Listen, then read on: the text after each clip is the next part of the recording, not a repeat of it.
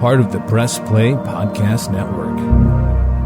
Look up in the sky, it's a bird, it's a plane, This is Jason J. Lewis, the voice of Superman on Justice League Action. This is Mark Wade, writer of Superman Birthright. You're listening to the Krypton Report.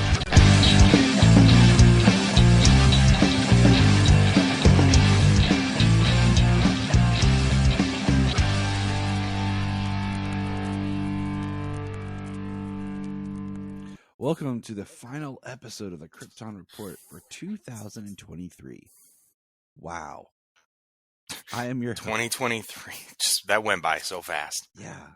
It is James and Tyler here. Just a reflective time, like 2023 is ending.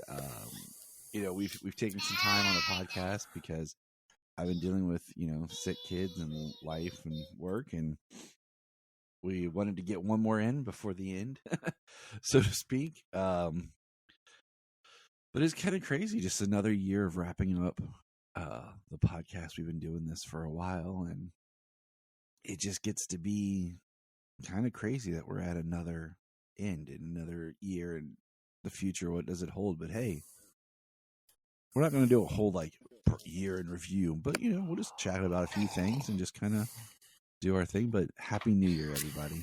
I hope that, if you're someone who makes resolutions and is like, new year, new me, that's cool. If you're someone who's just like, it's a new year, just another day, we're moving forward, that's cool too, because that's more where I am. What about you, James? Oh, well, it's been a crazy year. Some ups and downs. We've had we've had some interesting debates this year, had some good things to talk about, healthy family. Been a pretty good year. That's and 2024, man. 2024. I don't know what to expect. Yeah, from life, I don't know what to expect. From DC, I don't know what to expect. Exactly. That's what I mean, from life or from DC this year. Like, it's been a roller coaster, and we're hoping we're on an upswing here, I mean, we've gone on the down slope of the biggest hill ever. Yeah. Let's hope it shoots back up on the other side. It is weird because this should have been the biggest year for DC, and it really wasn't. And yeah, the biggest year for DC, the most releases DC has had. So many movies. I mean, supposed to be such an iconic storyline that had taken place. A sequel to the DCEU's most I don't know, profitable film. The profitable film sequel come out, and it's just yeah. I mean, exactly. You are absolutely sadly correct. So the way DC's going out on the year, it's really like that. I don't think there's any other way. Just like you said, it's not like a or a yeah. It's just like a well, huh. So of course we are talking just a little bit about Aquaman 2 now. Our review for Aquaman, our discussion for it has not happened yet. It was supposed to. Episode 502 was supposed to be Aquaman 2, but life's happened, and poor Mr. James has not yet got to go and see Aquaman 2. No, I have not gone yet to see Aquaman 2 with work and, Christmas parties, our work Christmas parties, our employee Christmas parties, our resident Christmas parties, family Christmases and stuff. It's been a holiday season where I have not been able to go see Aquaman 2 yet. It's crazy. So that is still coming. Like I said, it was a little delayed, and it kind of threw us out of whack, but it's all good. Oh yeah, I'm getting there. We're going this week. So we just expect it soon. We will be doing a special thing about discussing the DC EU here soon, so get ready for that. That's going to be a fun crossover. That's all I'm going to say. Let's see. But we do have some news to kind of go over, some things that have kind of trickled here and there. So we're going to talk about it. Superman and Lois season 4 officially starts January 11th. So here in like 12 days. Official shooting for it? Yeah, they start filming it. Ooh, excellent. That is a bit of news I missed. Yeah, it was small. Like I found it yesterday or something. Like right after I made like the template of what we were going to record, I found it. I was like, oh, cool. Okay. McFarlane announced they are making a BVS Ben Affleck's Batman figure. They put out the teaser, picture for it. And I kind of was like, okay. And I was a little frustrated just because I'm like, sorry. Kids get me up. They just did this giant Batman release, box. And I said, like, they should do a McFarlane, BVS figure because all we had was the Zack Snyder Justice League. And then we had the very underdone Flash figure. And now they're doing a BVS one. And I'm like, finally. We need a real, good, like, I love the Zack Snyder's Justice League, but I'm not a huge fan of, like, that enhanced armor he wears at the end of the film. Like, I want just a really good Affleck Batman McFarlane figure, and finally they're going to give it to us. I mean, the BVS Batman suit is like one of the most iconic, one of the best looking Batman suits on film. Most people agree at least when just talking about that is the best like Batman suit on film. Looks the most comic accurate and that type of stuff. Mm-hmm. Little debates here and there, the fat bat kind of thing. Some people don't like that. Some people argue about the short ears or whatever, but I think the cowl is designed to look like scary, to induce fear. The suit looks really good. It looks like a fabric flexible suit, but it is still actually heavily armored. Like the cowl reflects bullets, like kind of like how it should be, it should look like it's movable and everything, should look like a suit, but also have the comic bookness of it is this heavily armored thing that, most things can't pierce through just because that's the way it should be. Like, otherwise, you're just going to design him more and more heavily armored. Mm-hmm. So the fact that a suit like that looks so good like that, and then you get the Zack Snyder Justice League where he's like going to war and he's wearing this suit that is actually armored and things like that. I think it's really cool. It's a really good step up. I really like the suit because like the armored suit, because like I said, he's like going to war against countless parademons and things like that. So I like it and I like its purpose. But the BVS suit is just so great, and I can't wait for McFarlane. I can't wait for the reveal because like you said, we got that tease and it's just in shadow, and even then it looks so good. Yeah, well, it has a cloth cape, and I was like, I didn't realize. I was just like, wait, what is this? What's going on? It took me a minute. I was slow to figure out what was actually happening. Yeah, I was looking at it, and because they didn't have like the reveal, they didn't have like, oh, this is BVS, blah blah blah blah blah. I was looking at it, and I was just looking. I was like, short ears, the short ears, the silhouette. I was like, that looks like the BVS. And then shortly thereafter, they did like, this is Batman versus Superman. I think it's getting Allura excited. Yeah, she's ready. She's like, it's a dang good looking Batman, Daddy. It's a damn good looking Batman figure. So we're getting that. Let's see. No. This I have just a kind of a, since this is like our last show of the year, I have a kind of rundown of where Superman has appeared in animation this year. Dum dum dum. Where do you how many different Superman animated things that you think have popped up? Just top of your head.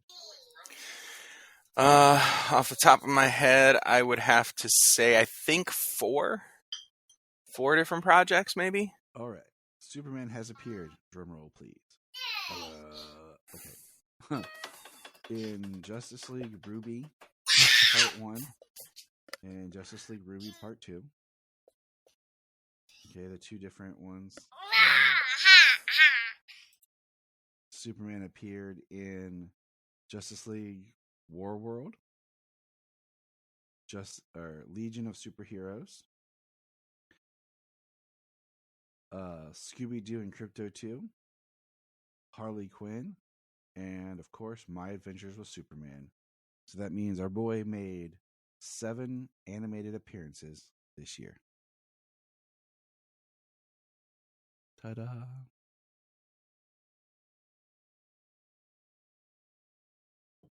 And the only ones I haven't seen are the Ruby ones, because I just have a hard time with anime.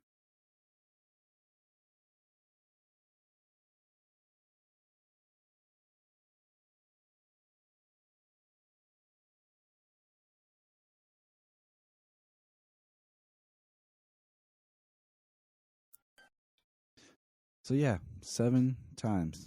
Not bad. 7 times. That's really awesome. 7 different projects, 7 different almost 7 different versions of Superman. So not bad for 1 year. I mean, even if you clump the 2 rubies together, that's 6, and then sure, he was just a small thing in the Harley Quinn and a small thing in the Legion, but it still was there. And yeah, the biggest thing this year being My Adventures with Superman. Absolutely, yeah, being the lead in the show, being his show. Justice League Ruby is Justice League. Man of Tomorrow, or Legion of Superheroes, and War World. They're all in the same, universe. Yeah, but yeah. So it's a great year for Superman. It is. It's nice to have Superman continuing more and more as we get to enjoy. More Superman content, more Superman growth. We got a new movie coming up in a year and a half, little over. Yeah, we do. As soon as we hit 2024, like a year and a half, in a couple of hours, it'll be, mm-hmm. So in just a few hours, it'll be year and 7 months. Next year. Yeah, it'll be next year. We get a Superman movie. All right. So here, speaking of Superman, this is some news that was posted that I've seen some chatter about, and I haven't put a lot of brain power behind it because at this point I'm just like, whatever. But it said, it was a quote from James Gunn. Matt Reeves will be producing for both the Batman universe and the DCU. And the Arkham show is for the DCU. And I'm just like, what? Right. I'm like, the production thing, that's fine. But the Arkham show is going to be for the new DC universe? It's not gonna have the same tone. It's not gonna be set in the Batman universe. That being the case, yeah, I was like, okay, I thought we were going to be getting it just sucks because once again, we get this announcement of an Arkham series or it started they're going to do a Gotham, police series or whatever, and it starts to change again, and who knows if we'll see it, when we'll see it, whatever. But it's really interesting because if you look at Gotham, when they did the Arkham stuff, it all of a sudden became campy and cheesy. It could have been really creepy and good. Right. You look at the Arkham Asylum scenes in Suicide Squad. and it's interesting. It piques your interest. Right. I mean, first of all, the striped pajamas they put him in Gotham automatically made it tacky and cheesy. Like, but just the, they would have put him in solid white kind of outfits. Would have been interesting for Arkham. They made it look. They went from making Gotham like this serious show. Then when they put everybody in Arkham, all of a sudden it felt like Batman and Robin.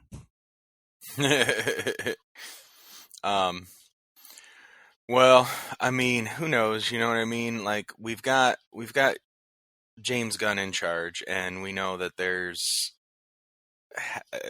possibility for heavy amounts of camp and humor. But he has taken some of his material pretty seriously. Like, I mean, yeah, it's had some funny stuff on and off, but his Guardians property, has been, for the most part, like some serious storytelling.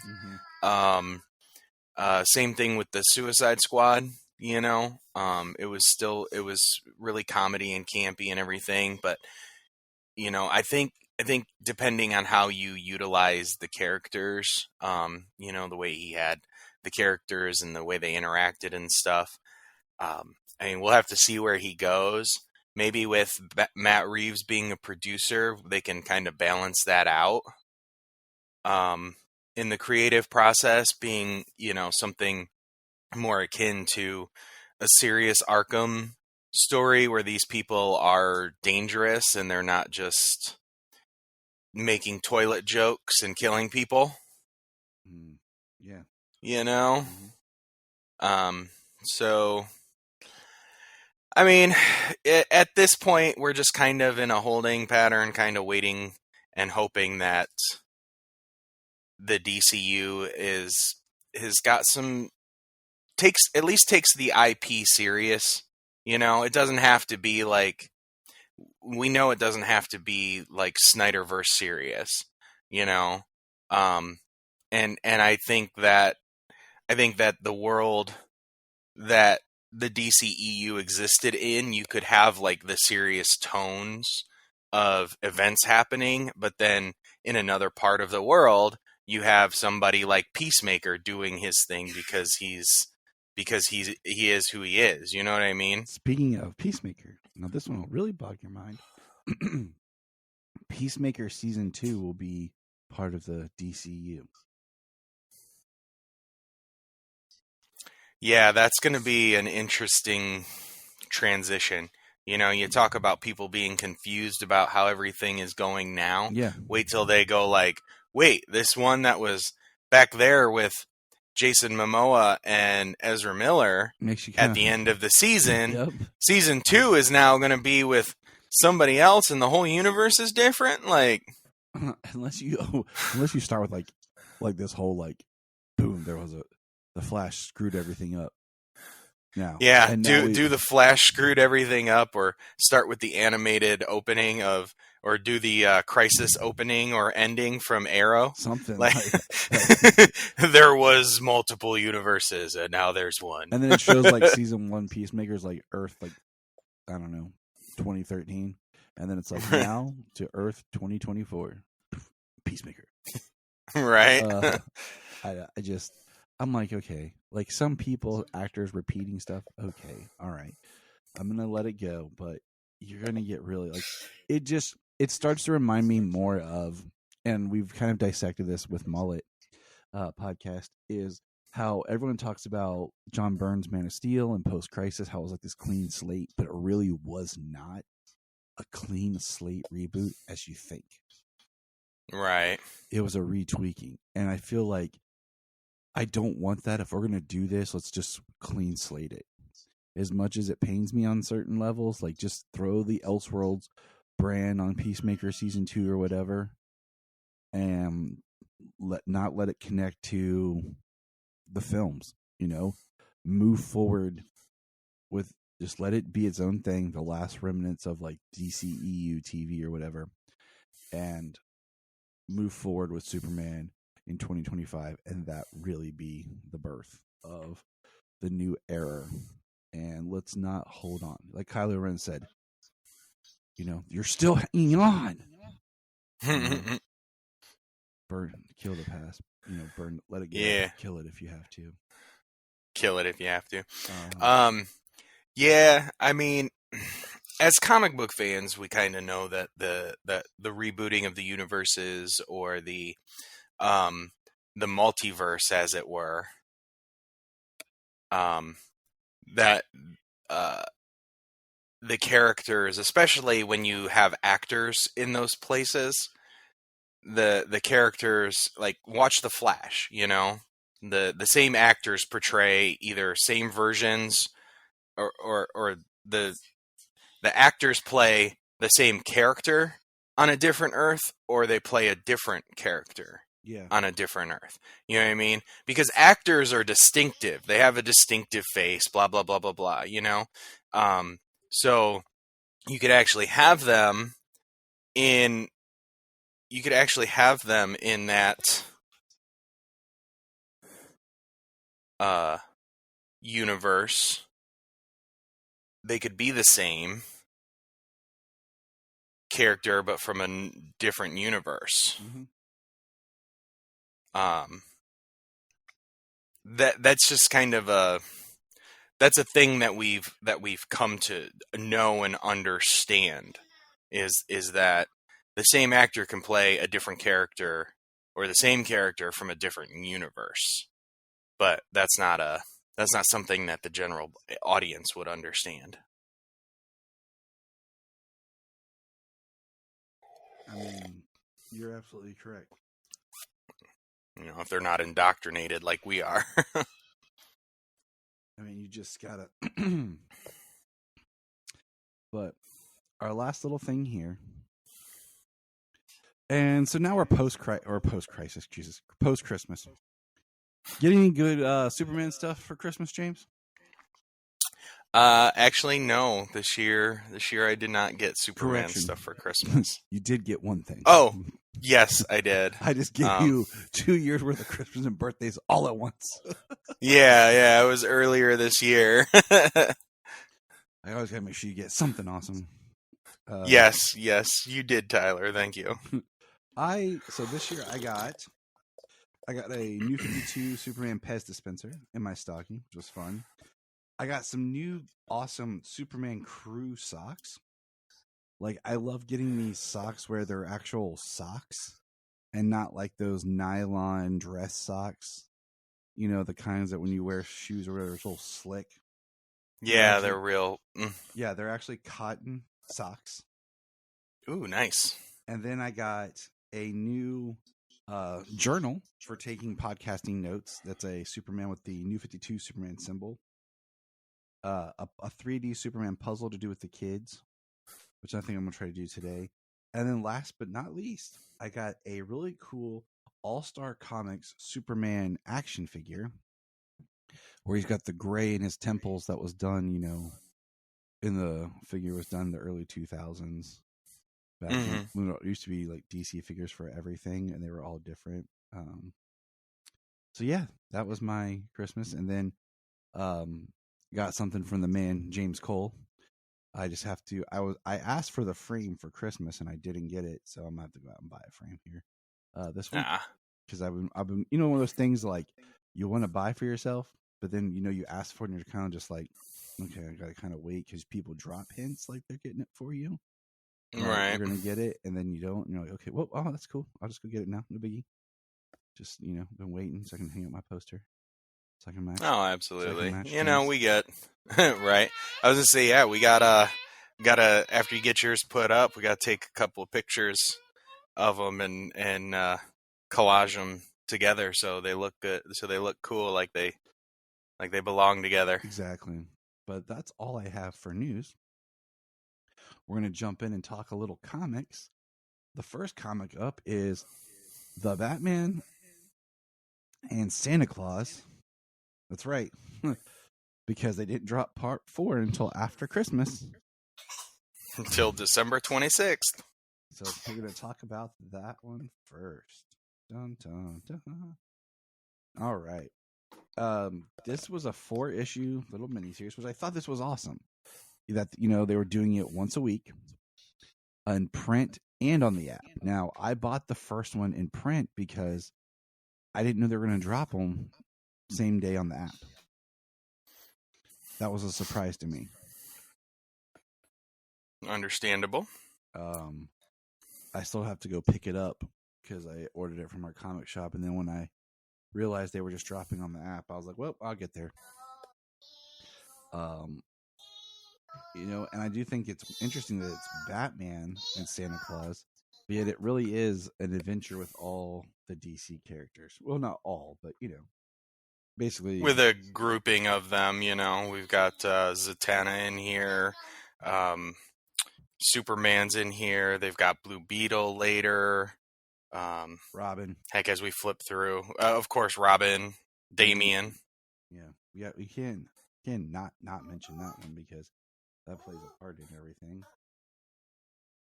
Mm-hmm. But the overall story is basically Santa Claus shows up to help Batman stop a possessed Krampus. Yeah. Well, we open up with issue 1 of Carolers getting attacked by seemingly Man-Bat or lots of Man-Bats. But they turn out to be these vampires that look like mole rats. Right. I was like, oh, okay. I was a little like taking off guard at first. I was like, okay. But yeah, that's what's going on. Santa shows up. Klaus shows up on a reindeer with a crossbow. Now, you say that, I'm going to pause this right there. Okay.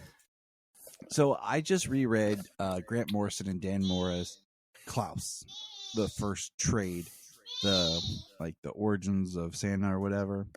I had read it years ago, and I bought it this year and reread it.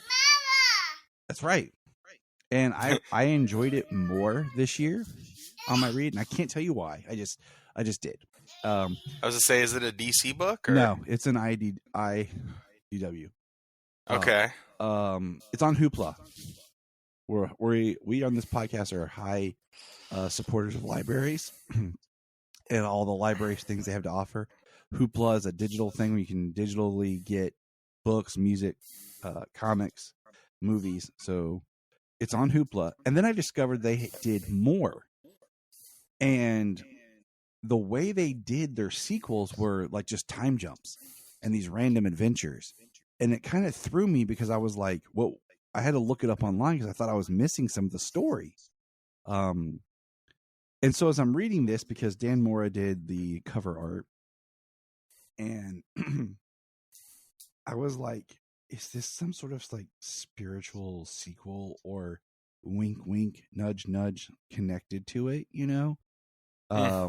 And I think it is one of those, like, you can make it work if you wanted to, but it doesn't have to be, but it can be to a point, Right. Well, from the look, I've gone over real quick to just kind of take a look at it, look at some of the covers and everything. Kind of just looking at it, like, because later on in the series, in issue 4, Batman calls him one of the greatest fighters and hunters ever. Yeah. Coming from Batman. Yeah, Batman, we find, actually studied under him, which I think was a little much. Okay, I'm going to throw that out there. Okay? Just the fact that Batman knows Santa Claus is real, that's cool. But just I studied, that was a little much. Okay. Well, I think it's hilarious because nobody else quite knows, like, that Santa Claus is real, but Batman does. Of course, Batman. And he knows he's real because he studied some fighting and hunting under him. Like, he trained with the best, right? Yeah, but I just will always say there's always that line of like, that's a little too much, man. Okay. Well, you know what? I've said this before. I've said this to a lot of people, and honestly, I don't know if I've said it on the podcast. In DC, in the world, in any world, honestly, like it's more feasible that this omnipotent alien comes to Earth and can do all these things than everything that Batman does. I agree. Superman is more realistic than Batman. I agree. You know, everyone's like, Batman's just a dude. No, Batman is more super than you would believe than any other character. If anyone's just a dude, it's Green Arrow. Okay. Yeah, right. But I got not an argument, but a discussion yesterday with my brother-in-law. He was like, I just watched Brightburn. He's like, and see, this is why I have issues with the idea of Superman. You can't trust him. Right. All right, calm down there, Batman. But yeah, all the stuff that Batman can do, I'm just like, seriously? Like, really? Like, oh, I've trained with the Shadow. I've trained with Santa Claus. It's just like, okay. And right. It always reminds me of that line from what do you call it? The movie it's on the tip of my tongue, based on a comic book, Frank Miller, Sin City, where Bruce Willis's character is like, yeah, and next I'm gonna go punch out God. That's like when I think about with Batman, like, right. That's why he's called Bat God. Yeah. He's not Batman, he's Bat God. Thanks, Grant Morrison. Masquerading as a man.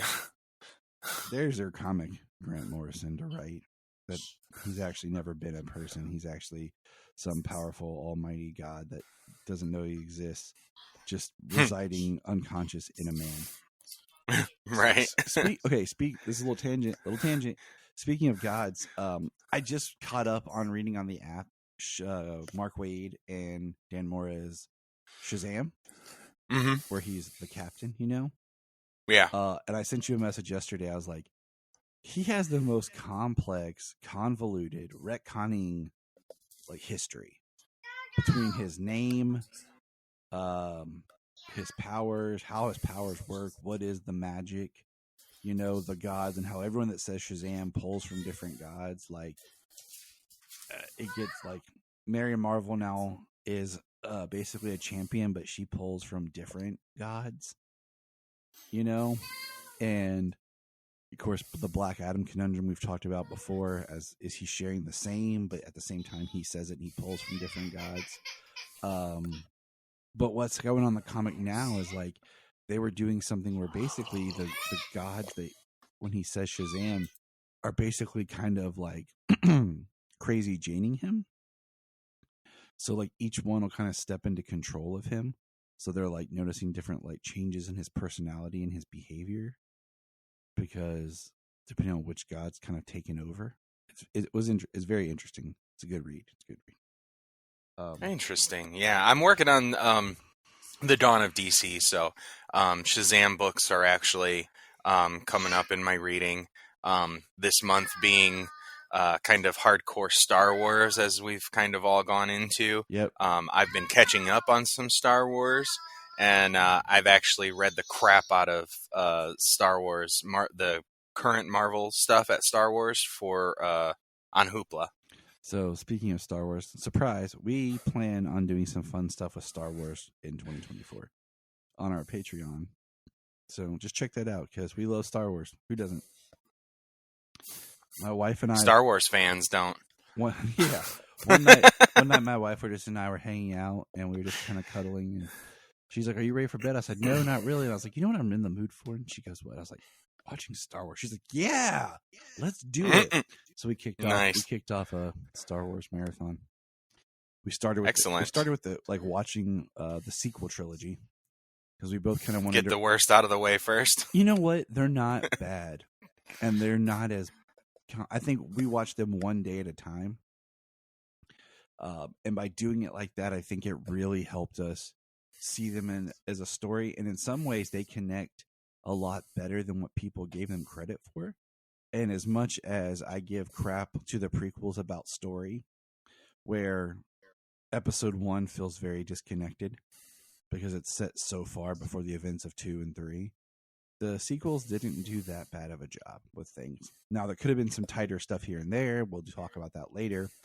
But it was a good viewing. And I think, just like anything else, give it some time. And when the generation grows up that really are the kids right now who can't be on Twitter and on, social media ranting, the sequels will have its day again, where people will come to appreciate them because, like, my kids and stuff, that's what they're kind of growing up in the era of. Yeah. Well, I've been listening to one last thing. I've been listening to Always Hold On to Star Wars over there on the Always Hold On network with Always Hold On to Smallville. And Cavante was talking about how all the stuff they're releasing since the movies are done, all the Disney stuff, since everything they can make now is like in between episodes 3 and 4 and in between episodes 6 and 7. They're like, yeah, watch. They're gonna build up everything in between 6 and 7, so that way 6 and 7, that way 7 and the sequel trilogy, you like them because they built up everything in between them. Yeah, retroactively, they're gonna make you go back and like them. I mean, we talked about, this is the Star Wars section of our podcast in the middle of our Santa Claus talk. We talked about how The Mandalorian season 3 all of a sudden started connecting to the sequels. And was alluding to and bringing things in, and that's what we needed, I still pitched that a young Qui-Gon Jinn and Obi-Wan series would be dope, or a young Anakin and Obi-Wan leading to episode 2 would be dope. But back to our comic. I won't say this. That's a sneak peek, people, of our coming Star Wars conversations. So right here in the middle of this episode, you got a sneak surprise. But anyways, I got caught up because of this book. Just kind of curious because now Damien's back to being Robin, and he's got his own weird, very gray Robin costume because he wasn't Robin for a while. It was Tim Drake, and now, like, I did read the Lazarus Planet stuff, and now I'm reading the new Batman and Robin book, which the artwork is very anime inspired, like it's intense. Yeah, and the story is it's Josh Williamson. But I was a little underwhelmed when he creates a villain called Shush, which is like she hush. Yeah. So I told that to Janine, and she just looked at me like, seriously? I was like, yeah. But anyways, I read that just kind of see where Batman and Robin are, why they're back together. I don't even know what Tim Drake's up to right now in Dawn of DC. But anyway, so we have these man bats attacking, and I thought that was kind of this interesting. And then all of a sudden, on a giant stag shows up Santa. Yes. And it's really interesting, and then here comes the rest of the Bat family. They've been, alerted to these creatures, and then here comes Santa just, on a giant stag of power, saving Nightwing, impaling vampires with its antlers. And then we get a little bit, Zatanna starts talking about a little bit of his origin. Very Norse, very like otherworldly. Talks about how he met Krampus, and Krampus was more of a trickster from another kind of planet, dimension, and they were left behind. So they started teaming up where basically Krampus would threaten kids and take them, but then Santa Claus would kind of retrieve them, save them, and return them to get them to change their behaviors. And they were a team, but Robin, so when Santa, meets Damien, he reveals that he's got a hoof print, and they're trying to figure out what's going on. But then some plant pops out and, sprays Zatanna. Yeah, kind of takes her magic out of the equation. And then we have, like, Krampus reveal himself. And, like, this Krampus is cool, but, like, if you go back and read that Klaus by Dan Moria and Grant Morrison, the way they do Krampus in that is epic. Yeah. And then this ends with just kind of like you said, Krampus, issue 1, revealing himself. And everyone's like, oh, Oh, snap. So that it was a good read. Like I'm going to buy this probably when they release it as trade, because I just feel like it's just one of those stories I would love to just sit down and read in trade. Yeah. I'm glad that they released them once a week, you know, Me that too. they all dropped on the app. I was able to read them every week they came out. I just wish they would have started a week sooner. Yeah, definitely. So that we could have had this as part of our, Christmas episode. But, all right, issue 2. You start, James. Take it away. Issue 2 is a long winter's nap. You got Krampus showing up. Zatanna is covered in this magical plant goo that's keeping her incapacitated. Klaus takes her to his workshop to help her help her recover. Krampus is kind of watching everybody, and then we get what is like a memory. We see kids back in the day, Krampus kidnapping them, taking them in his sack, and then Klaus showing up. You're supposed to catch and banish wicked men. These young ones attack and steal like men. Kind of giving you the whole rundown. There must be a reward for the brave. Klaus is talking to the kid that Krampus has. Still, this one may be beyond change. He says, "I am not. I will never steal again. I will help her family and work for them if you free me. Oh, please, sir." He says, "Your word matters to me, and I know when you sleep, and I know when you wake. From here on, you had best be good. I will, I swear it." And Klaus and Krampus, "It works, Klaus. Let us teach the grown villagers, too." And Klaus is like, "They are set in their ways." Mm-hmm. They're too set in their ways. But yeah, it's Krampus is the stick and like just scaring the kids, and that's what they're kind of doing, scaring the kids, teaching them lessons to be better people, better towards their fellow man. It's the ultimate good cop, bad cop. Yeah, for real. The good cop, bad cop routine. So I think over time, Krampus gets a little disillusioned with it. Take. And he kind of, like Krampus says that he ate the kids. Where are the children? Krampus ate them. Krampus ate them all. And he says no, and then he imprisons him. Yeah. In a dimension of a wasteland of living ghosts. Yeah. Yeah, interesting. Yeah. So he says that he was rash. The children are still alive. They were like hidden. I think Krampus was taking it more to an extreme, not to the point of actually killing and eating the children, but taking it to more of an extreme, less of the good cop, bad cop right in front of you, but like get taken, get kidnapped, get hidden, blah, blah, blah, blah, blah. And then maybe Santa will, reveal you or free you, and like you had better change. Otherwise, you might disappear for good next time,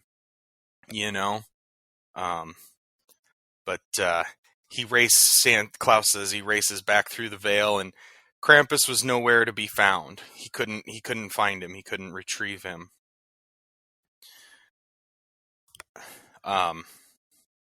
Centuries in a void of madness. What that could do to a mind. Mm-hmm.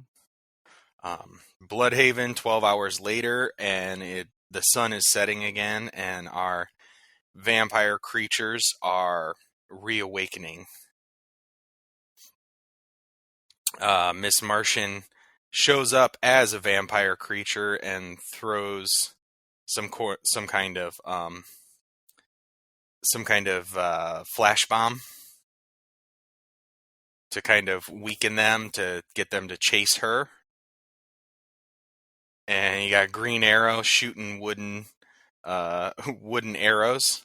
I love that. He's like, glad I didn't get rid of all my wooden shafts. So it's like he's firing wooden stakes into their chests, taking them out. Black Canary using her cry, her scream to incapacitate them.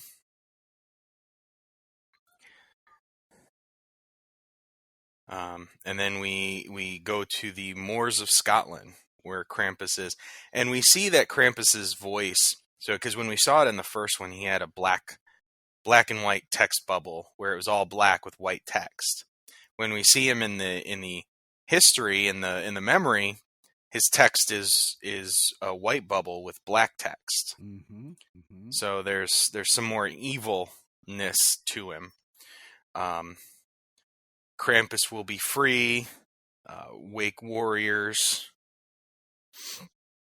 And then we get Superman showing up in Bloodhaven, where Batman and Robin and Green Arrow and Black Canary, everybody's fighting the vampire monsters. Superman shows up, and you never said you knew Santa. I think it's like awesome and just kind of cute. Like Superman's like, Santa, like, and once again, Batman knows all, and he gets annoying. And this is where like this book starts to frustrate me. You almost made me choke on my coffee. We'll get there in a minute here. But yeah, once again, like we said, Batman knows all, and he's can't be destroyed. Nothing can affect Batman, or he knows everything. But now issue 3 starts. We're in Hyde Park, and they're like harpies looking things now. And Hawk Girl shows up with Joe Mullen's Green Lantern and Wonder Woman. And then in this issue, of course, this is where the art changes. And that's another kind of like, for me. Because this art's not bad, but the art before was just so good. Yeah, the art before was better, but this is not bad art. Blue Beetle shows up, and he's like, what? He's just, just kind of like overwhelmingly excited, And then we get our first look at the, what do you call it? Elves. What would be Peppermint John from the workshop. And I like how Damien, they're like, rude, Kinder. Klaus warned me about this one. And Superman's just so sweet. And he says, we couldn't return to our lands and class with men of the north. Klaus gave us a safe home in the secret valley. We repay him with our fine craft work for a portion of the year. And now we see him Klaus riding his stag, fighting a giant sea serpent, and of course everyone makes the comment if they should call in Aquaman. Yeah. But Superman shows up, punches it in the face. Him and Blue Beetle are inside of it, and then of course Superman starts lifting it from the inside. And I love that Kajida's armor is repelling highly corrosive digestive juice. Yes. It's like ugh. Right? And we have Krampus. He sees in Greenland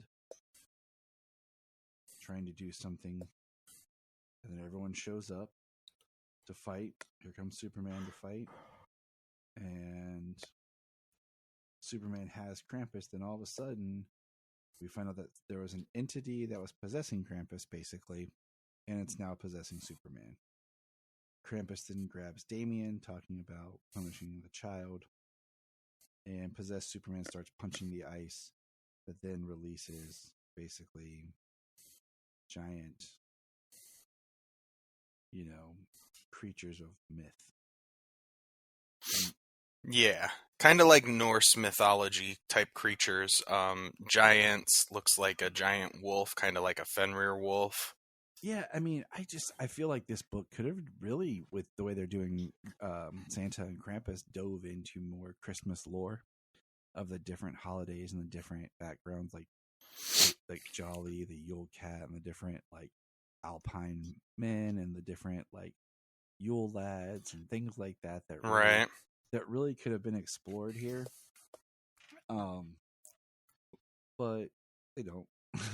So I think, because we've discussed different versions of Santa in the DC universe, different kinds, a little more traditional, this and that, and then we get this one, which kind of seems to almost have a history, in another book, but then they open it up to this history, to this lore.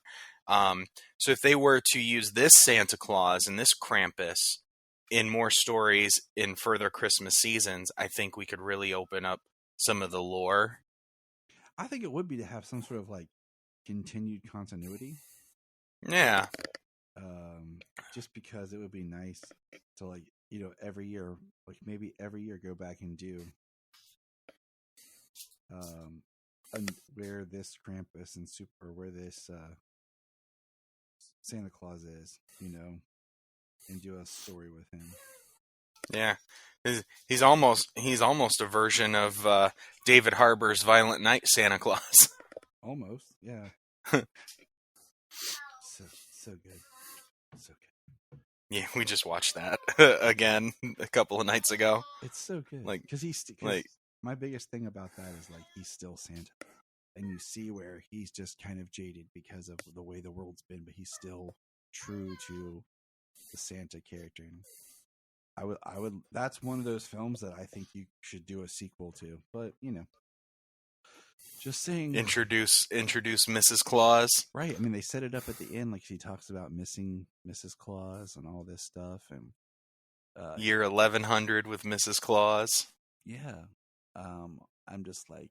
Yeah, and her not showing up at the end, but sending a gift back for him, would be, was a perfect way of setting up her for number 2. But all right, so issue 4, James, you want to take issue 4 here? Issue 4. Now, the first thing I want to throw out real quick is we've got a series that starts in January called Kneel Before Zod. Yeah. We'll get there. That'll be interesting. I literally just saw something about that yesterday. So when I read this last night and I saw that, I was like, "Oh crap!" So we open up a hidden valley in Greenland the night before Christmas, when all of the monsters, the creatures, have been freed from their icy prison. And see, we got Robin in a cage. He says he can't reach anybody, but he'll keep recording in case his signal makes it through. Krampus has him locked in an iron cage where his lockpicks can't beat the lock. He's in a gnome hall. Yes, Alora, he's in a gnome hall. It looks like the gnomes are long dead. Krampus is talking to this shadowy entity that's trying to convince him to kill the child. Mm-hmm. Trying to convince him to kill Damian. We go back where everybody is fighting. Klaus, Batgirl, Nightwing, Green Arrow. There are Black Canary. They're all fighting the monsters and Superman. Of course, because we can't ever have Superman actually help with anything. He has to be taken out because, we don't know how to do anything with Superman. Like, oh, well, he's too powerful. Let's just write him off the board, Yeah. Take him off the board and give the heroes have to take him down. But the heroes can stop him easily. Yeah, we couldn't have, I don't know, written this book as just, it's already called Batman and Santa Claus Silent Night. And it's even Santa Claus with a C. I don't throw that out there, but yet that's never used in the story. You couldn't have just done it as a Bat Family book without bringing my boy Superman in here and then, making him possessed. Right. I mean, I do kind of like the idea that he was possessed to free the monsters. I mean, that's kind of a big thing, like using his strength to just break open the glacier with one strike. Hold on a second. Yeah.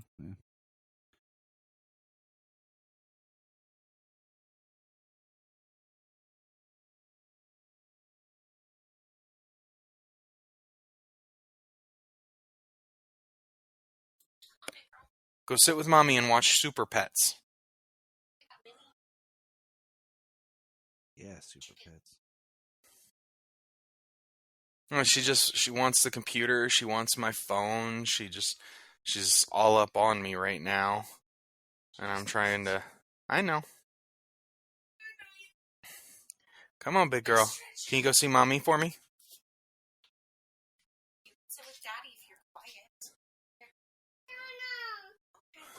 This is a part of the podcast brought to you by Laura. She would like to wish everyone a good Merry Christmas and a Happy New Year. She said Mommy's going potty. You better go get her.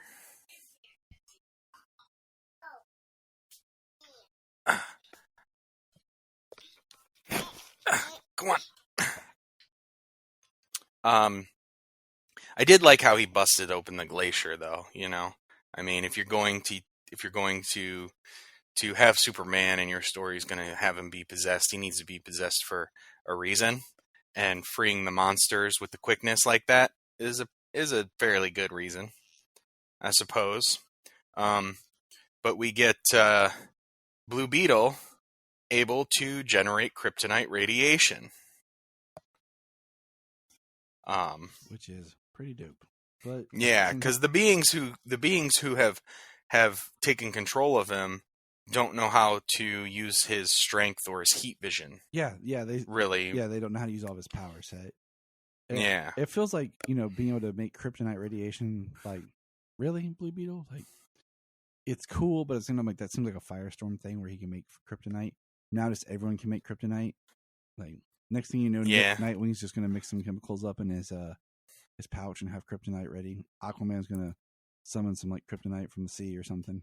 Right. Well, like, I figure, like, Firestorm, of course, with his ability to transmute elements, being able to... It's a complicated process, but he's able to replicate it.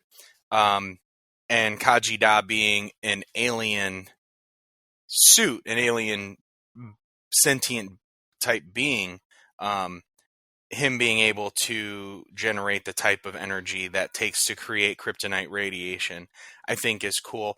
Not obviously, if they continue to expand it where just everybody has kryptonite, everybody can create kryptonite, like that's getting too far. But I think if you utilize it in small doses like this, like it's possible, because also what happens is after he uses the kryptonite radiation to take down Superman, we've seen this before where beings who have taken over Superman or who have taken Superman's powers, when they are exposed to kryptonite, it's extremely painful and they leave Superman's body or they give Superman his powers back so they are not affected by kryptonite, that type of thing. So these beings, these ghosts evacuate Superman, And Batman says, Beetle, charge up. He'll need a 2 teravolt burst to restart his heart. And Beetle says, the Scarab is tapped out, making K radiation used more power than anything I've ever done. So, I mean, it's cool that it's not just something like, yeah, I can just produce kryptonite radiation and then just keep going at full power. It's like it takes all the power of the Scarab to create something so powerful that the Scarab has to recharge, to reboot. Mm-hmm. So, I think that's interesting. I mean, you can't just make somebody have kryptonite or create kryptonite and then just be an all ending thing, you know. Yeah. But we get what looks to be an abominable snowman kind of create an avalanche. What's that? No, I was like, we got Damien in the cage. Yeah, and then the next scene we got Damien in the cage, and we see, he sees that Krampus is possessed.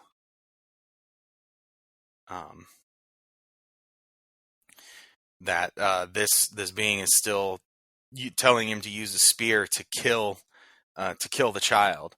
And Damien says, what did the children do in Zatanna's book? He says, wah, I want to go home. I miss my father. Starts crying. Says, Father, help me. I didn't mean to be bad. Please send me home. And Krampus says, child is sorry. I promise I will be a good boy. Father, where are you? And he's using it as a distraction.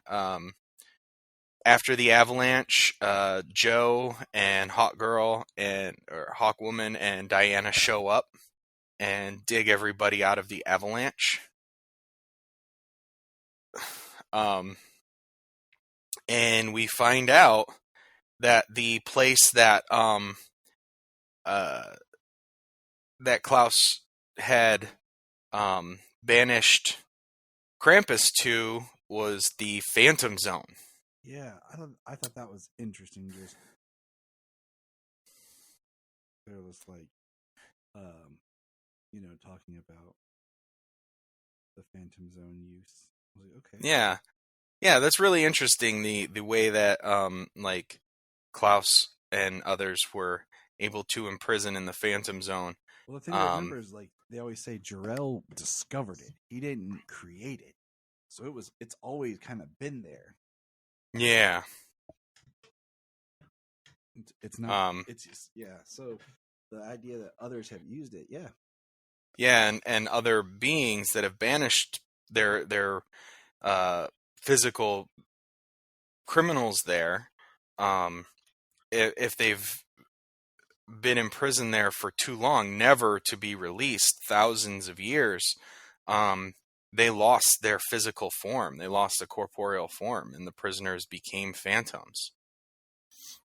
So, like some of the phantoms that we know and understand, this could honestly open it up to like these ancient alien civilizations that used this place before the Kryptonians, where most of the beings and things like that we get from the Phantom Zone are Kryptonian. This could actually make it something more expansive, something more something different. Have ancient, powerful beings there to be released. You know, Mm-hmm. it could open it up to some other further stories. But they discover that he's putting on an act. Damien's putting on an act, stalling Krampus, and they go here to the Gnome Hall to rescue Damien. Mortals binding a god beast, I will drag you all to the netherworld and leave you there. Good. You said the netherworld. I just can't. I've been confused, like the nether realm, and then they're tying it to Mortal Kombat. Mortal Kombat. That's what I want in my next Mortal Kombat game, Ed Boon. It's gonna be Quan Chi. I want, like you can fight, be like Krampus. Yeah, Krampus versus Klaus. Yes, that's what I want. If you're gonna throw all these other characters in there, dang it, that's what I want. Yeah, for real. But they banish the being tries to drag Krampus back to the nether world, and they hold him. They keep him from being dragged back, and the being returns to the nether world. The being returns to the nether world, and they keep Krampus from being drugged in there.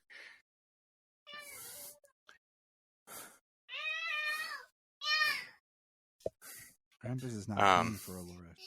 I'm down. You're okay. All right.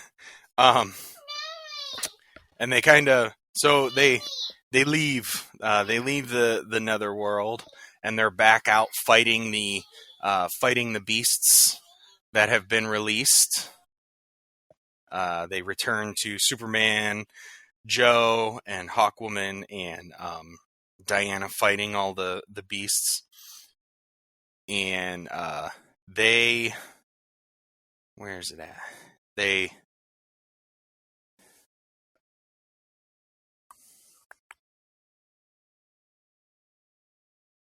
say, I'm trying to see where they send them. They say they send them to, that they're going to send them to worlds where, here we go. I missed it.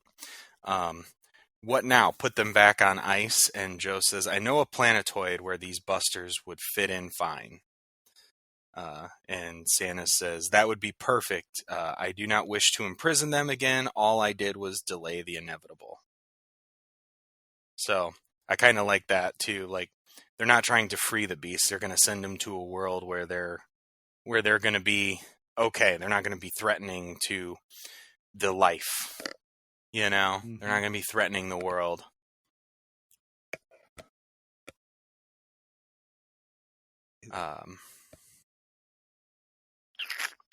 And then it's an interesting couple of pages where Damian asks, but why? Why does he bring presents? A child asking why I bring gifts. He says, you created the tradition. It all happens anyway. So why do you still go out? Because he's driven. Batman says, because he's driven. He can never stop seeing the child who needed the gift. Santa says, there is much truth in that.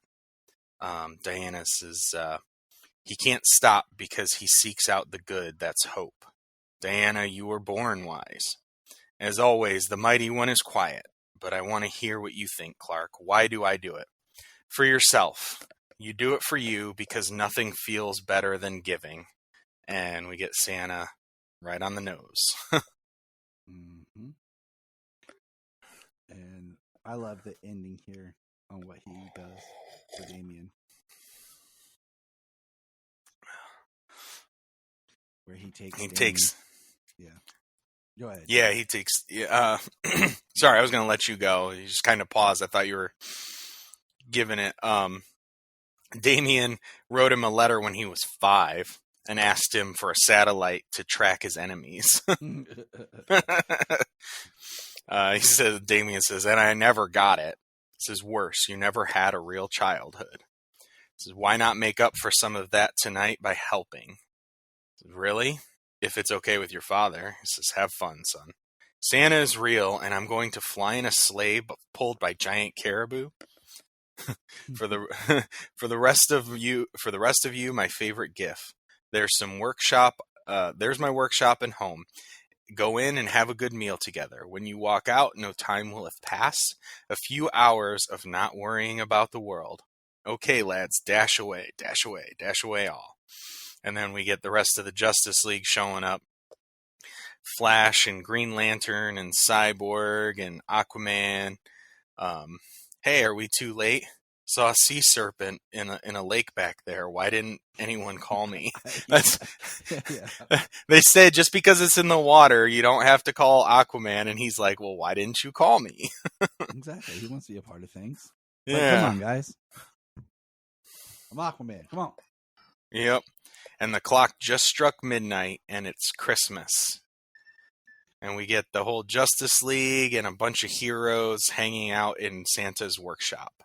Just having dinner, and like there's a lot of really cool dialogue where they're talking to each other and just engaging. And Peppermint John's there, which is a dope name. More Christmas cheer, please. That's what I want you to call me next year, Peppermint John. Peppermint John, gotcha. I have to put that in my notes and make sure I remember. That's what we're going to introduce you hits. Next season as. Yeah, December. Peppermint John. Yep. It's not Tyler, Superman Blue. It's Peppermint John.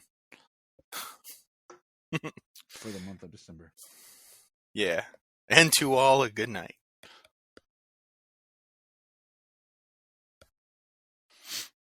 So I like that. I want a collection of that. I want a trade for Christmas seasons, and I hope they continue working with this Krampus and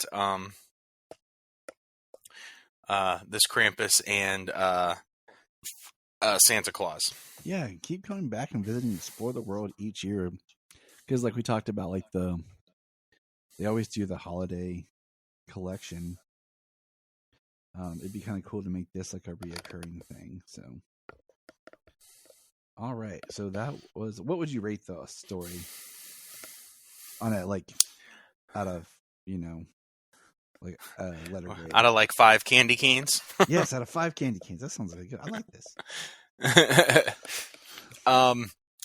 I give it a 4 out of 5 candy canes. I'm with you.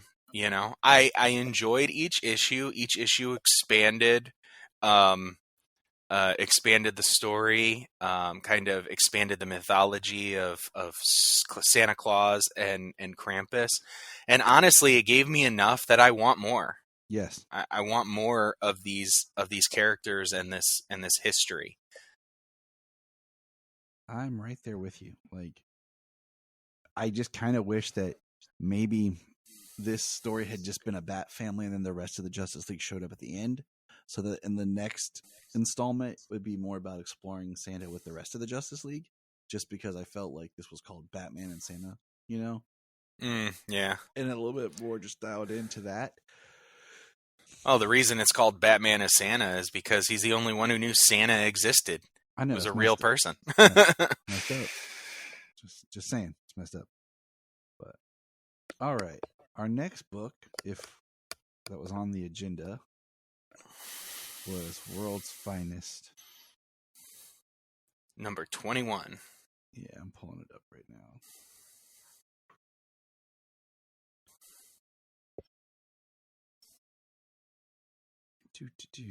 I'll tell you what. If you had to, let me ask you this question while I wait for this. If you had to rate the DC app on a letter scale, what would you put it on? Well, I mean, so I read a hell of a lot in it, on and off. Sometimes it goes up, sometimes it goes down, depending on time. Mm-hmm. But I read an awful lot on it. I really enjoy having access to so many comics, so many different characters and writers. Not just the ones I can afford to buy, like, yeah, as it is, each week, each month. So for a lot of those reasons, I mean, it's really great. Just some of the interactiveness with it can be improved. And like going from one issue to the next or one comic to the next, things like that can be improved, but it's a B+ app, man. I would say, yeah, B+, B maybe. Because what I hate is I read books and then when I go to where's my comics, it shows me like books I haven't read in a long time, but the ones I was reading, it's not there. or sometimes when you're trying to save like a series, it doesn't always show up. Or when you're reading like a collection, like you just said, where you're reading, like I was reading New Krypton, and I wish that you could do something where, you know, instead of going, you could read in like the triangle error type stuff, like New Krypton, where you can just keep reading in the order of the triangles and not the individual titles. So I'm not bouncing around as much.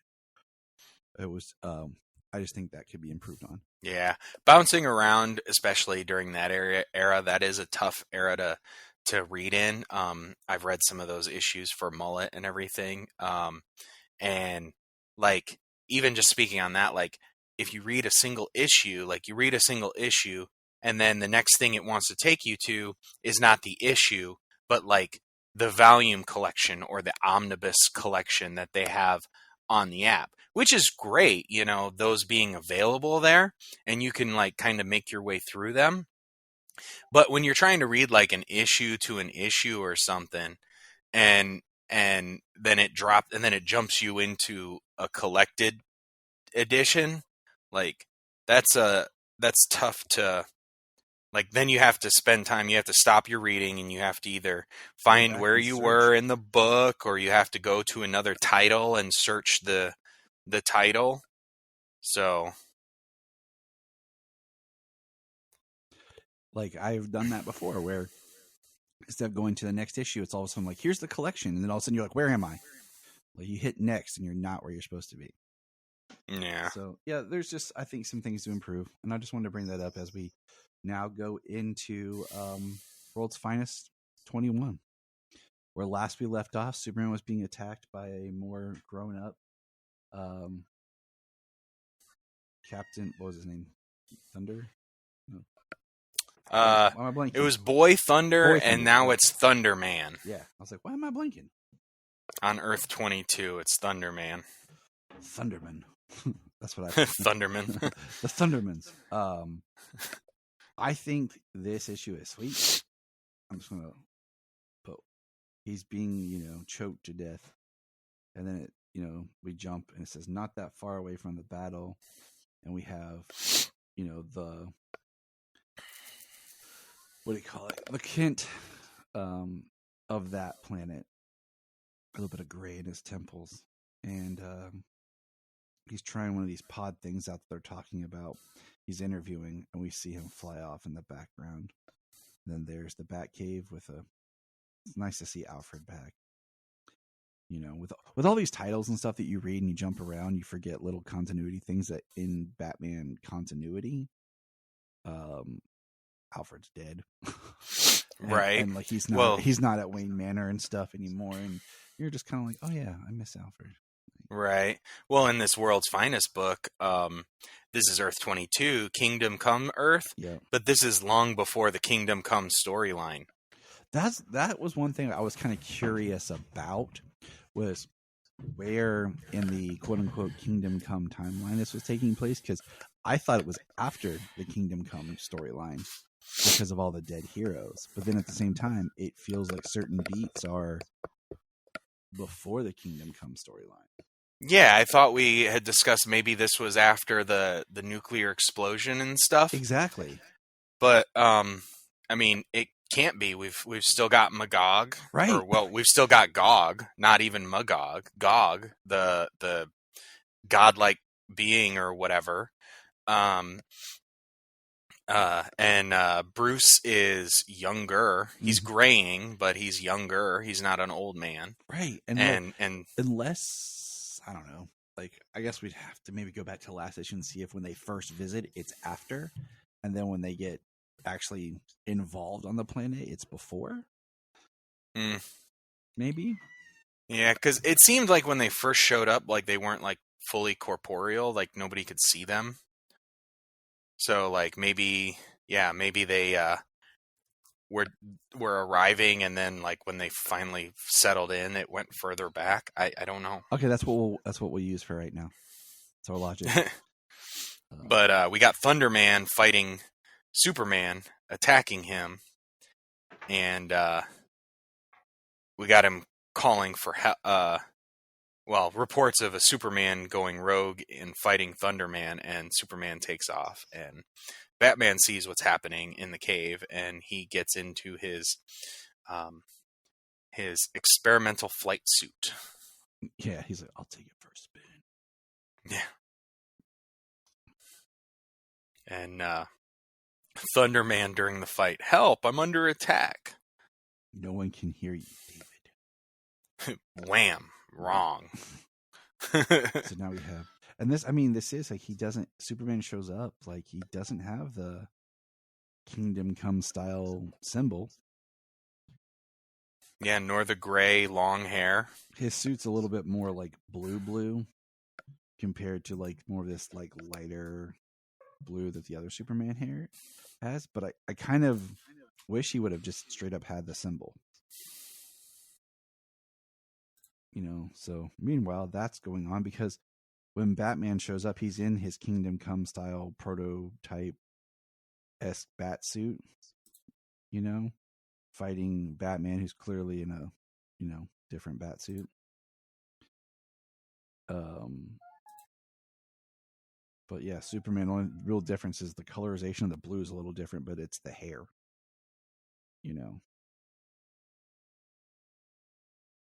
Thunderman, stay back. Let me deal with this.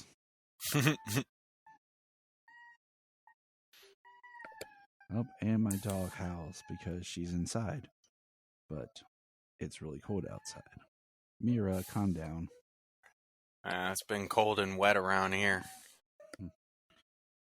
Yeah, it finally feels like winter after Christmas. So,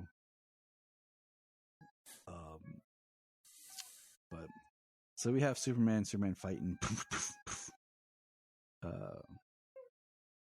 and it's really interesting because, just out of curiosity, if you notice, if you pay attention to how they're drawing them moving, the Superman from the other Earth is like leaving blue behind him, and the Kingdom Come Superman's leaving kind of like red behind him. So you can kind of see as they're zipping around in these tunnels, like who's who. Just interesting.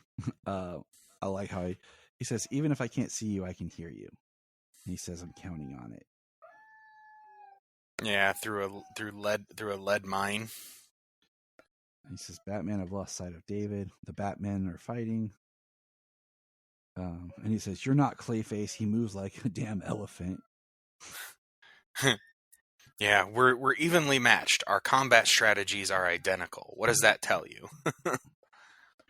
And then who shows up? Nightwing. Nightwing in a very awesome. It looks almost like the Batman Beyond suit because the way the belt is, and it's all black, but it's the red Nightwing with a cape, it looks like. So, yeah, he's got some sort of a wing cape setup. It's like Nightwing Beyond. Yeah. And they end up like subduing Batman for a split second. Yeah. This is out of that. And he escapes with something. He cuts through or melts looks like he cuts through with a device through Batman's batarang that holds him to the pillar, and then he uses it to chain up Batman and Nightwing. It says that I'm merely restraining you should clear me of any suspicion. Now let's start fresh. My Superman and I mean no harm. We're here for boy Thunderman. And Thunderman, don't listen to him. He may look like you, but trust me, he's a stone cold killer. Kaboom. Like this, David is just like full on bad guy. Like he just straight attacked him, said they left him for dead on this world. He's calling them murderers, killers. Yeah, and in front of Superman, Batman, trying to get them to kill them, which we basically know. And then Superman takes Thunderman and they go to the Kent farm.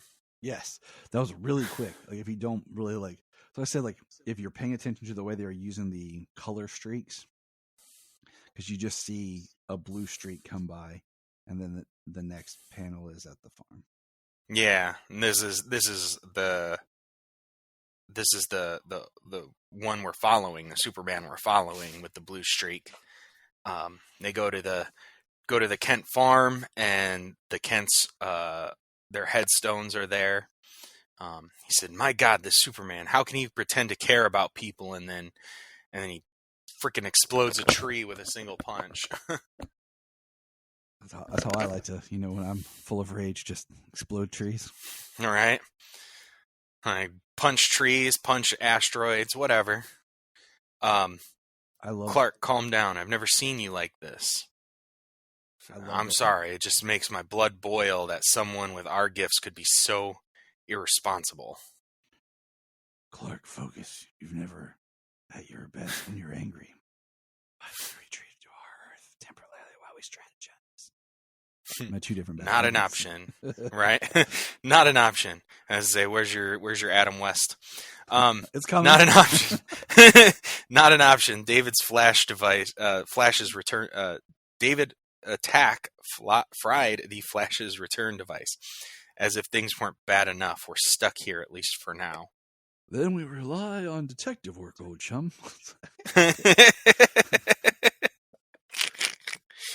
And then here's my Keaton. Yeah,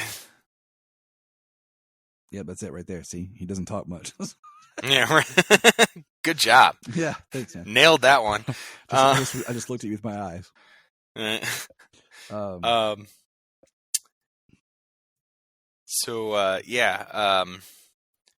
Sorry I'm late. Mine got away as well. Says, we're 0 for 2. Unacceptable. David, these imposters genuinely seem to know you. You're certain there's nothing you're not telling us. Guys, come on. You've known me from day one. My parents and I came straight to you for help when that accident gave me my powers. We've always trusted one another. Parents? Accident? What's he talking about? His whole world died. David got his powers crossing from his parallel Earth to ours. Facts he's desperately trying to hide for some reason. You said earlier this world doesn't know anything about the multiverse. Why is David so determined to keep it as a secret? And I love that dialogue is given with just a panel of the face of Kingdom Come Batman, for lack of a better term. Yeah, he looks. It's Batman's always scowling. Yeah, but he looks like at this point he's like, there is something you're not telling us. He's straight up looking at him like, you're lying now. Like, I'm sure you're lying, but I don't know what about. He's coming. He'll have answers. He always does. Praise be the way and the light. Praise be to the stars above and the earth below. Praise be to Gog. And boom, there's Gog. Yes. I don't know. I know I've heard the name Gog, and I know Magog is obviously Magog is the character we follow as the bad guy in Kingdom Come, and I've heard of Gog, but I don't know the ins and outs of this character. Gog is weird. Like, it's one of those, because they did the Thy Kingdom Come story, and like there's other where I don't know. It's just weird, but we'll just keep following along because here comes the rest of the world's heroes after Batman, Superman. So yeah, it's intense, very intense. But it was a good read. I love, seeing Mark Waid back at DC, writing a lot and bringing us such great stories. Like I said, I'm loving his Shazam. It's refreshing. I think it worked for him, and then this is a great book for him as well. Yeah. So who is that? He is the giver of life, and we are his disciples. Next, the Justice Brigade. Dum, dum, dum. And we see a lot of familiar faces. Yeah, it's going to be... It's one of those books, like this one is one I really wish I could continue to buy, but I'm resisting and just trying to buy, utilize the app like we've talked about, because I can't drive 40 minutes every week to go buy comics. Yeah. And I just can't afford it anymore, unfortunately, for the time being. They just, the price keeps going up, and it gets more and more difficult. So, yeah, I really don't know how they expect to continue, producing if people can't buy because they continuously increase the price. This has been something I've said before, and we've talked with Phil. And Phil said this, why don't they just go back to printing them on newspapers? Yeah. And decrease the actual cost of the actual printing to save money for them. Go back to, the books will be worth more because they're more fragile. Yep. And make it more about collecting again. And people will, can afford to buy more books, because I remember, just for example, when they did the what do you call it? The villains back during the New 52, they did the Villains Month or Villains Year when they were doing Forever Evil, and I remember it cost $1 more for the the special lenticular covers and stuff. And I remember I had a couple books, and I realized if I didn't buy the lenticular covers, I could actually get another book. I had 4 books in my hand, and I was like, if I just get the regular covers, I can actually get a 5th book. And I was like, these covers are cool, but they're not that great.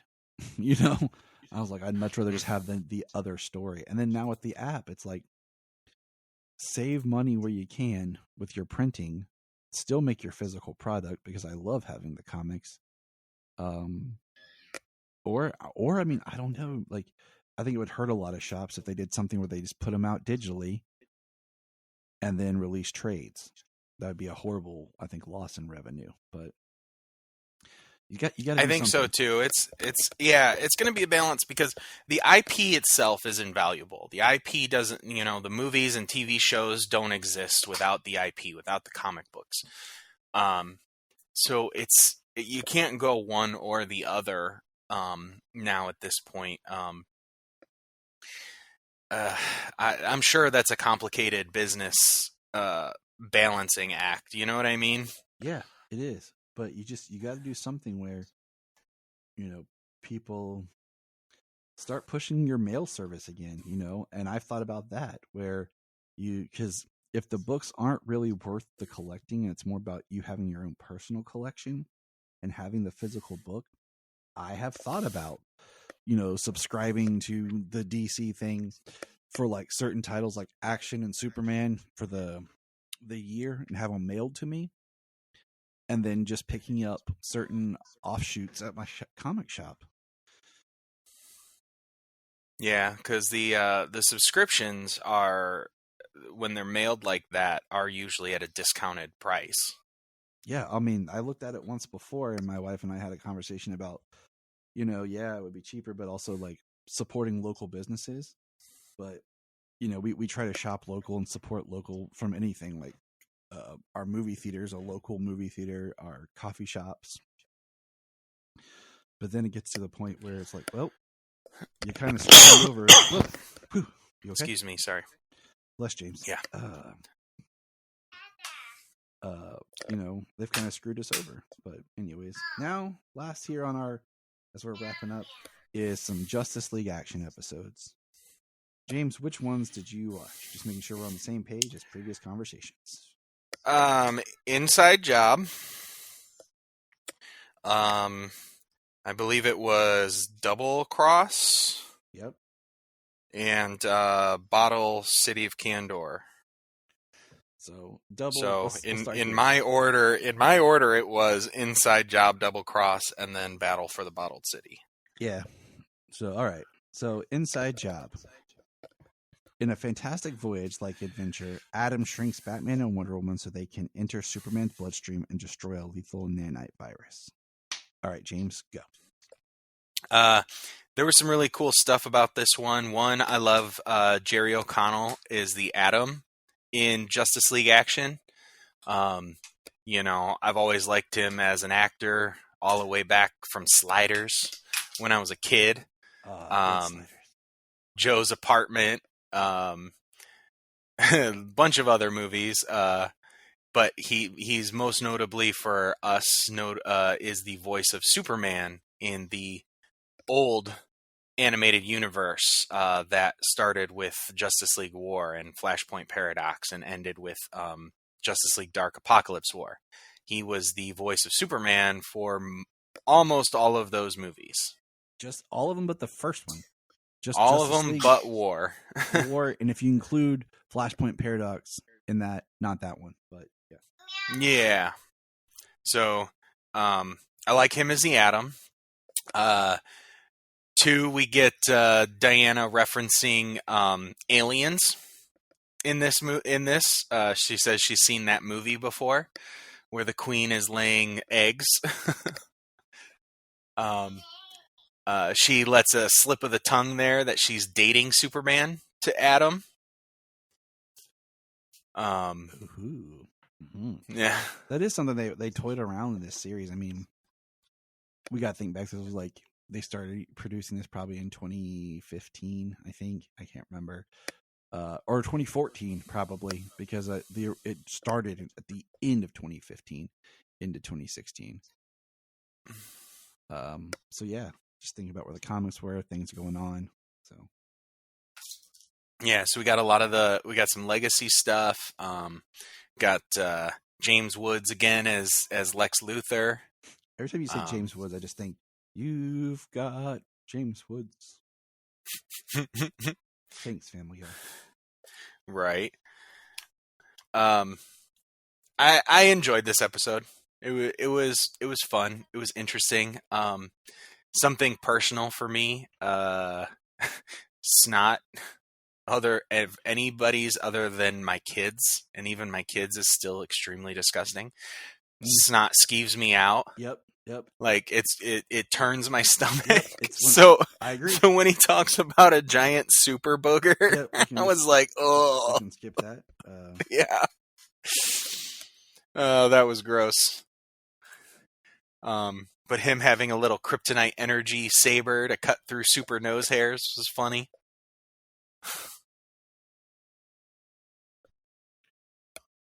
Yeah, I'm right there with you. Just you saying it made my stomach turn.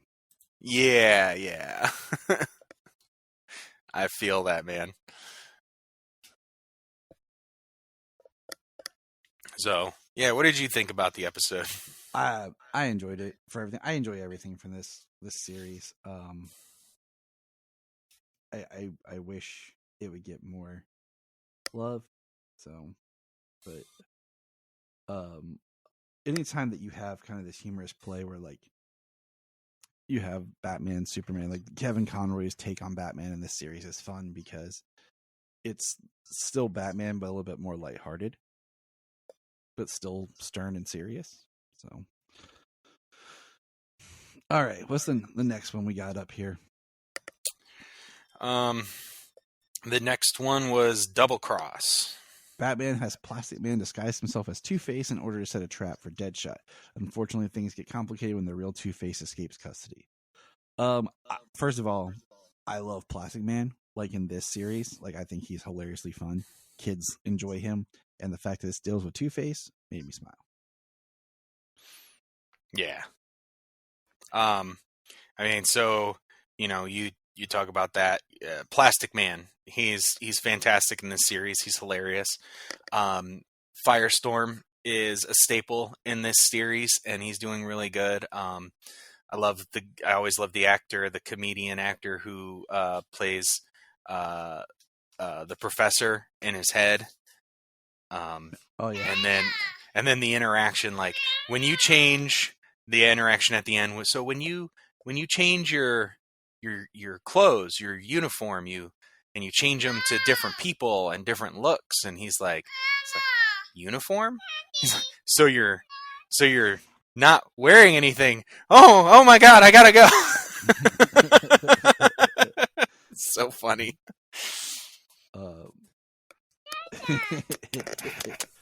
It just shows you like the extent of that Plastic Man. I've always said like I thought for the longest time like Johnny Knoxville would have been an amazing Plastic Man, because then you could do de-age technology and stuff and make him look all rubbery because that's the character of Plastic Man. Right. So, Like, yeah, that would, all the de-aging technology is perfectly set up for Plastic Man these days. and now, like, people said, like, I think it was Brian said Ben Schwartz would be an amazing Plastic Man, and I can see that. But yeah, just because of like his plastic veneer, like you can get away with how awkward the CG and the stuff looks because you're like, Yeah, right. You're like, he's Plastic Man. But I just his like when Batman's sitting there, Two-Face in his pocket square on the left, and he's like telling Plastic Man how to fix because he's actually like the reverse of what Two-Face is supposed to be. Yeah. Because he like mirrored him. Yeah, Like he's looking at him, so he mirrored him. Like, I just learned how to do colors a week ago. and he's still trying to like, yeah, it's great. Like, Yeah. And I did like because and I do like that Christian Slater does the voice of Deadshot in this series. And he also did the voice of Deadshot in Suicide Squad Hell to Pay. yes, he is, and which is nice.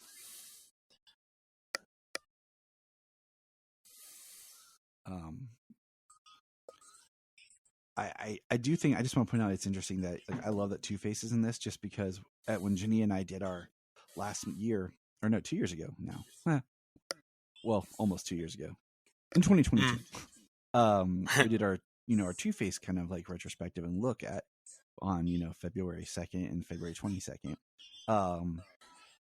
We realized that Two-Face never appeared in the last continuity of films. And so having, him here is just fun and nice. But Yeah. And his split personality is on full display here. He's arguing with himself, turning his face left to right and talking, and then he's arguing with himself, like his good face in the mirror and his bad face on the other side. So you get to see like both of them talking to each other.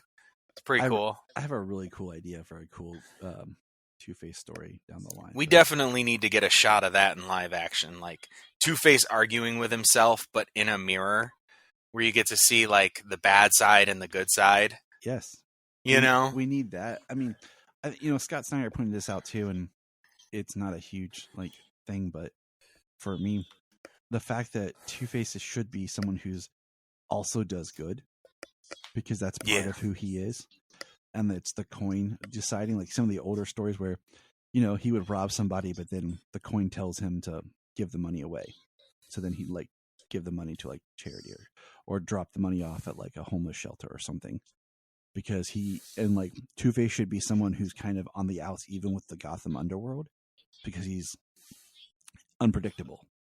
Yeah, because he's a coin flip away from turning over your plans or turning you in for your criminal activities.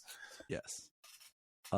So I think he could be a very interesting, more tragic character. And as much as I've really loved Aaron Eckhart's portrayal, and even watching Gotham Knights and getting to see Misha Collins and everything, there's still a great Two-Face Harvey Dent story live action that we need.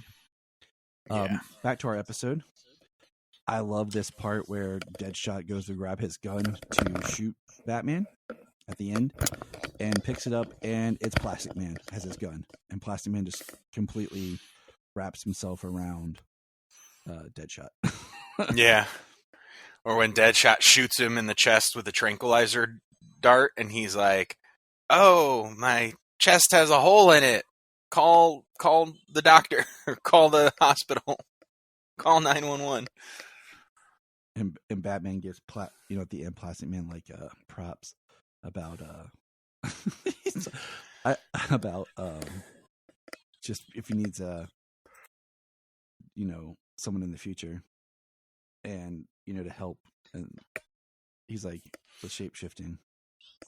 Yeah. And then he does a little shape shifting twirl of his fingers, and one is Plastic Man and one is Batman, and they give each other a high five. Yeah. he's such a. I don't. And another thing, like, I don't know if I would want a Plastic Man live action because it's just some of the stuff just weird. Yeah, I don't think you'd go as cartoony as the cartoons go, like that, like him turning his fingers into two people, like that. You know, you got to make it different than like just being, because like Elongated Man to me is more just like Mr. Fantastic almost. Yeah, yeah. But Plastic Man's like this whole other like level of like weird. Yeah. Because you got to do something that makes him stand out compared to the other stretchy people. Right. Well, I think his like indestructiveness is a good way to go. His ability to actually transform into people. And then I don't know, like I said, the little fingers thing was weird, but maybe like if you had him doing some kind of like hand puppet show where his whole hand transforms into something and he's doing hand puppets like for kids or something. Like just being on the outs, doing something different, Like I could see that as a better go than just your intertwining fingers transforming into that. And then spawning their own hands to high five. So the next episode, Battle for the Bottled City. Atom sinks Superman down to microscopic size so they can enter the bottled city of Kandor. But when Brainiac breaks into the Fortress of Solitude, defeats Cyborg, and reclaims the bottle, Atom must try to stop Brainiac on his own. First of all, this episode opens and it gives me a whole what the heck for a split second when Brainiac, we think, takes out Superman, but really it's just a Superman robot. Did it freak you out, James? I was like, whoa, like he slit his cape in half. Like Superman's going to be going around with half a cape, and then he falls apart into machines and everything. And I was like, oh, it's just a super robot. It kind of got Jamie. She's like, I know he's the Man of Steel, but he's not a robot. Like, no, he's not a robot. And I gave her a rundown. No, Superman's robots are usually for like things like taking care of his animals in his space zoo, in his endangered space zoo gallery. They help make it seem like Superman is not off-world when he has left the planet for something. So people don't think he's gone and try to do their, evil plans because Superman's away. That type of stuff. Yep. So I gave her a quick rundown on what the super robots are for. It goes back to that meme we said. And you just randomly tell your woman Superman stuff she doesn't ask for. Put some right. But I do think this episode is fun. Just, Superman in the bottled city is always interesting because he's getting to experience Kryptonian life and heritage, but at the same time, like his powers are on the, can be, dissipate and stuff. So yeah, how he kind of flies in, and then when he goes to land, he's got a jetpack. And Chancellor Alon, not So what I think is interesting is he's in the bottled city, while the rest of the battle's kind of like on the outs, and then right. So it's the Atom. Well, it's cool, we got we got Atom and Cyborg. You got Jerry O'Connell back as the Atom. Got him. Carrie Payton is Cyborg. Booyah! Yeah. Booyah. Yep, Carrie Payton is Cyborg. I love how he's working with the Atom to bring back samples to try and figure out how to reverse the shrinking process. An interesting story, something we know from a lot of stories, and one of Superman's like biggest failures, I guess, quote unquote, is that he is unable to reverse the technology to return Kandor to its original size. Yeah. Something about Brainiac's technology beyond any technology known across the universe. Being able to shrink and contain and have this self-sustaining bottled city. That will assumingly last forever.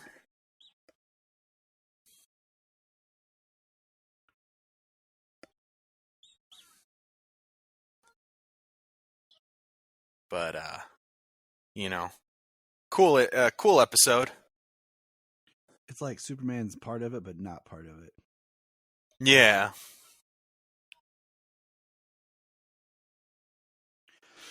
Yeah. But anytime Kandor's part of it, it's cool, and I enjoy it. And we got some more episodes coming up as we make our way through. We're a little over halfway through our Justice League Action watch and cover. I think they're on Amazon Prime and Hulu right now. They keep shifting, so you know how that is. Things keep appearing and disappearing on streamers. Aquaman, the film, the first Aquaman, will be appearing on Netflix January 1st. It'll be added to that already giant roster of DC films that are on Netflix. Nice. Yeah, the one thing that's nice. So the thing that's nice about some of these streamers, at least the couple that I use, like Vudu and Amazon Prime, when you've purchased them on the service, even if they leave the service and are no longer able to be bought on that service, what you have is still there. And yeah, same thing with we talked about where I bought DC Hero Girls from Apple, and it's no longer available digitally anywhere. And I have season 2. Don't have season 1. It's not on Netflix anymore either. So it's not available anywhere because I didn't put it out in physical. But I have season 2. Yeah. But that is our final episode for 2023. It's gonna be. See, and that's our aversion to just streaming. That's why we want physical. Yeah, because it's gone. And it's literally, the end of 2023, man. I didn't feel like doing a whole retrospective type episode. It's been a busy year, and we're having a good time, and we just keep. It's been a rough year for DC, and I don't want to go through all that stuff again. We haven't had our Aquaman conversation for Aquaman 2 yet, and we are going to be partnering for a DC EU kind of retrospective history, and then we have an episode coming up in January that's going to be called the DC That Could Have Been, basically. And we're going to look at all the projects that were announced before the DC EU, during the DC EU, and everything, and like just giving our thoughts and kind of this idea of all the stuff that was announced or proposed that never came to fruition.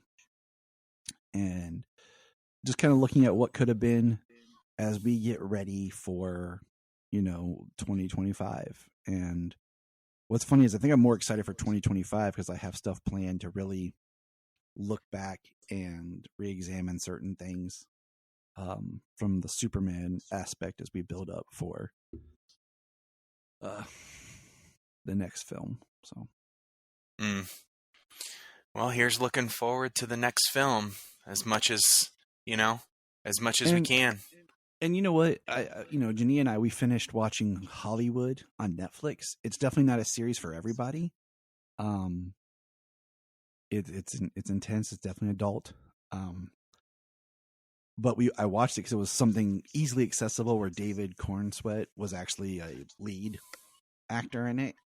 And and we watched it because I wanted to, just like when Jeannie and I watched Marvelous Miss Maisel, because we wanted to see Rachel as an actress. I'm more excited as we get ready for David, because I enjoyed him in that, but he's got a really good commanding voice and his acting, and I just want to be, happy and positive. as we roll in, because in here in a couple months, I think March is it. They start filming Superman Legacy. So Yeah. I'm just we've had to make our peace with things, and I think for the most part, even though with the deterioration of the DCEU as it progressed, I think we've been more positive than most on the releases so far, or on the releases. Of course, we are very, I think, realistic on how bad and ridiculous things were behind the scenes over the years, which has been the cause of the deterioration. And all of that will be explored in our episodes, because there's so much behind the scenes stuff that really affects everything. And I think that's the biggest downfall to what DC happened compared to that's the Marvel thing. Wasn't right. And I think that's part of why we've been so positive on DC, because we are DC fans. We've been positive on the declining storytelling, characterizations, blah blah, CGI, everything for the DCEU. We've been positive on it as much as we can throughout the time. I think part of the thing that we understand, as opposed to, let's say the trolls on the internet, let's just go with that, is that these movies, it's a miracle. Like, they get made all the time, but it's still a miracle when movies come together, and they especially come together to become something that stands the test of time, because there are so many people working on them. This is not just a director. A director doesn't make the film. You know what I mean?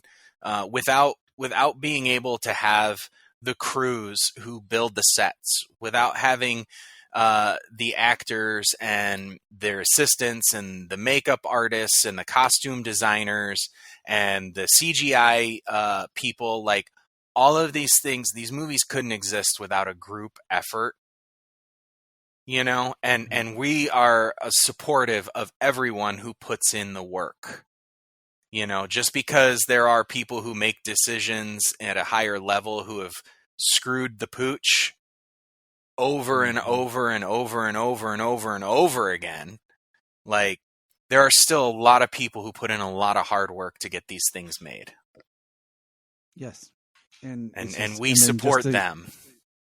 And for you to, for it to be released and just be crap, move on. Like, that's a slap in the face to everybody. But Happy New Year. Enjoy. And remember.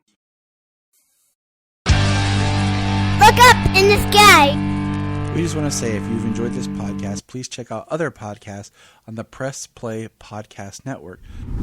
If you are like Tyler and James and can't get enough Super Talk, check out these other podcasts. Digging for Kryptonite, Supergirl Radio, The Last Sons of Krypton, the Superboy Legacy Podcast, All-Star Superfans, Superman the Animated Podcast, The Aspiring Kryptonians, Always Hold On to Smallville, The Geek of Steel, and Truth, Justice, and Hope. Remember to check out Krypton Report on all social media platforms. Go to linktree.com/Krypton Report. You find all of our information.